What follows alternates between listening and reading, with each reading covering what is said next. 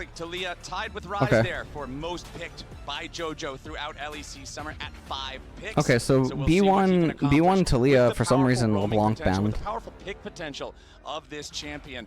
On the Fnatic side, though, let's see what they've got cooking, because last time around it was Mickey's Poppy that made so many plays. It's what facilitated the first blood. He played so aggressively on it. He absolutely gapped Alvaro in support in game number 2. Self lane counter pick, but okay. What they can get for and then Ezreal being hovered. We're going with the Azir for the mid lane, the answer into the Talia, alongside Ezreal for upset. Yeah, and the Ezreal hasn't worked out too well for Fnatic this time around at the tournament, but there is no Sion, that mega tank available on the opposite side thus far, unless Miro wants to go back towards the Ornn. But now, going to immediately go over towards what has been the other go-to pick in the jungle with the Xin Zhao. Razor could actually end up opening up with the Trundle in response here if he really wanted to. Right, we always look at Trundle as one Seraphine. of the feels really good about Xin Zhao. Swain. Xin Zhao's power I mean, Seraphine's actually good. He has the ability to Seraphine X, because you can just hold Seraphine for a while, range, he's very and everything's fine. So Jesus Christ, man. Wait, not locked in just Dude, we can't be blinding Braum. Are you fucking serious? Can we punish this, please? Double down on the Trundle pick now, because Braum doesn't give you the engage tools that you really want. Xin Zhao not going to be great into Can we like please punish this? For trying to set up those fights. So you come on, man, it's Miro Mickey. Like, come on. That's going to be a bit tankier. We have like Soraka. We like, there's so many enchanters.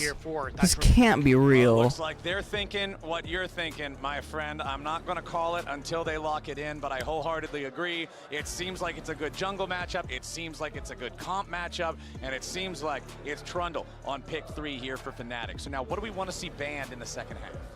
If I'm MKOI, I'm probably looking at actually banning away things like the Ornn now, because if Ascarin ends up getting why would you ban away Ornn if you have Braum? It feels a bit lights out. It's incredibly potent what they're bringing to the table. Whereas when I look at you have Braum, why would you ban Ornn? Kind of unsure. And then also you have Xin Zhao with Crescent Guard, and then also you have Talia Wall. Why would you ever ban Ornn? Doesn't even make sense. You have 3 champions that are good against Ornn. Is that flexibility in his top lane champion pool? And then also Ornn is also even more magic damage. If you are going to go for a tank in the next rotation.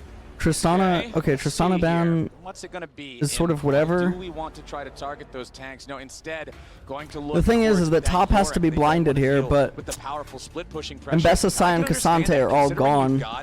Maybe Oscar just takes Renekton, but Renekton's not good against the 3 champions that MKOI have. What top lane champion would even blind in a spot like this, actually? Will they? Now Fnatic continue with these 80 cards. It is kind of taking away those picks that have that safety. Yep. I'm going to be the Caitlyn taken away. So I think you want to know exactly what the ADC is for your support. To be as greedy as you possibly can. Yeah, see the karma is acknowledging, I guess, I mean, realistically it could just be Jace. Unfortunately it might be Jace. Jace is probably just the best blind right now. If you can actually play it, it's Jace. And then you poke. I think you go, they're going to ban the Karma out. Son of a bitch. Why are we rewarding Braum, man? What? This makes a lot of sense. You're on red side. You want to get some kind of a valuable counter pick here for your 5th pick. So they'll just lock in the rell alongside the Ezreal for the bottom lane, knowing the support matchup already. So it's not going to be gonna great kill in myself. Lane, but will be nice oh goes my god, I just knocked over my coffee. coffee. That's a Vayne. That's an instant Vayne. I'm just checking. Okay, so I'm just checking this really quick to make sure I see no Vaynes for, okay, never mind, but there's a Vayne, but it's only for upset. Yeah. This is Vayne for Supa. This is Supa's first Vayne of summer. I don't actually have the stats pulled up for the rest of the year. I don't know if he played Vayne earlier on. No, okay. It was not a thing.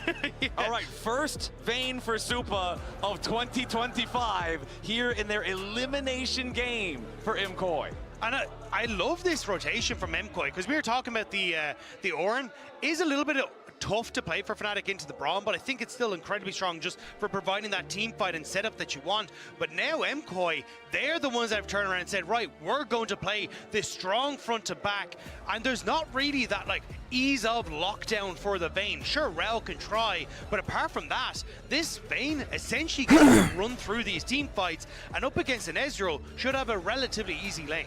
Okay, I'm excited for this. I have not seen a Vayne game in a little while, my friend. Like, this is going to be exciting. Obviously, Jax can be a little bit of a problem with the Counter-Strike, being able to dodge away from the auto attacks, but a well-piloted Vayne can be such a menace without adequate hard CC to lock her down. So yes, Jax has Counter-Strike. Ezreal has nothing to lock her down. Trundle can throw out a pillar, but again, when you're in final hour, your tumble is such low cooldown, it's very easy to get away from the pillar pretty easily. If Azir doesn't catch Vayne in the shuffle, he's not CCing her.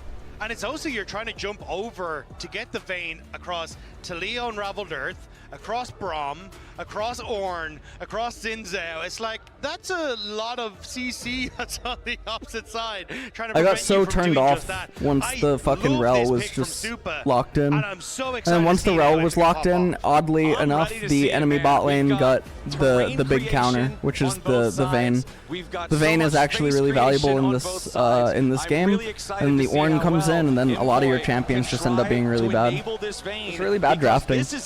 You should always be blinding top on R4. Because Jace's counters that would exist, first off, MKOI self-banned the Yorick, right? So even if Jace ends up getting picked, Sion is gone. What are they going to do, pick Malphite? At that point, you have Azir and Ezreal. And then they don't know what your support is. They're not going to fucking take Malphite, right? So, like, no matter what, Jace is always going to have a nearly 50-50 matchup in that situation from all of the champions in the game that remain. Okay? So then, if that happens, you see their AD carry. Who's the pairing with Braum? The reason that they're able to pick Vayne here is because rell shows herself. That's the whole reason they get away with Vayne. Because if you have Vayne Braum, and then, for instance, Ezreal has his pick of the litter for any counter pick, then you get really brutal enchanters that can just get selected. You could even have taken Sona. You could have actually had a Sona fucking game. Like, it's so crazy. An upset getting first blood before 2 minutes. So this time around, Supa and Alvaro have got to have a better time in the bottom lane. Yeah, you can see though, like, it is some